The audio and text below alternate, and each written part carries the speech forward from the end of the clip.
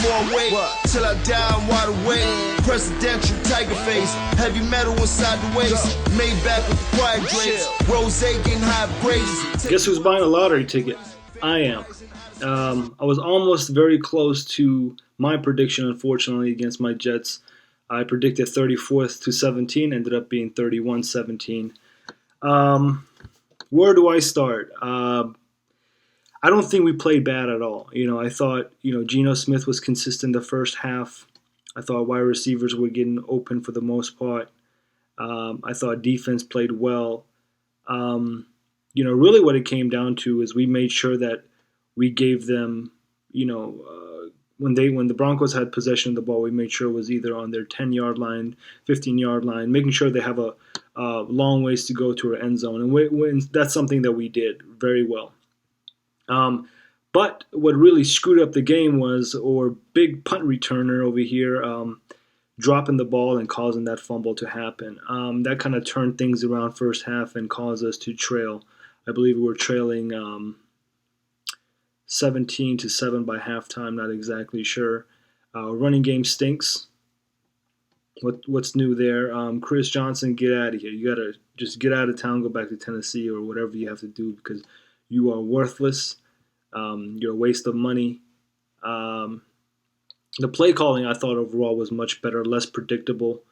We started noticing that the running game was not working, so we started passing the ball more. Decker had a decent game. He had some nice catches. One thing that really bothers me about refs in the NFL is the fact that they're not consistent whatsoever. Because if you're not going to count Decker's catch at the sideline, then you should have never accepted the one where the Broncos wide receiver caught it at the sideline as well. Because at the same time, you can kind of see their toes hitting the turf, but it wasn't very clear. So I want to see more consistency out of those refs, but obviously I didn't. Unless unless you were playing the Patriots, then all the calls go your way.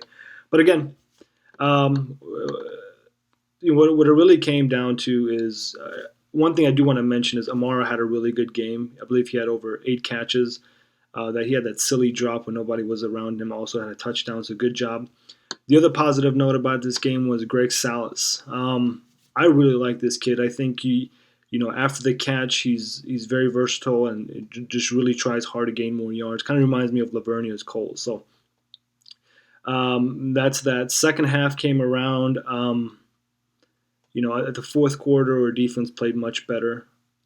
Really good to see our red zone offense doing better than it really, really has. But at the same time, third quarter, there was a drive where Geno Smith got sacked every time. And I guess a couple of the injuries that happened to our offensive lineman was actually a good thing. I hate to say it, but it is what it is. Because afterwards, our offensive line kind of protected Geno much better until that last drive where he got sacked almost at the end zone.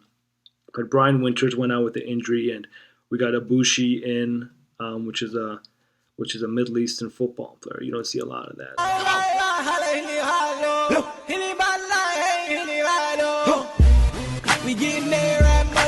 Congratulations, sir.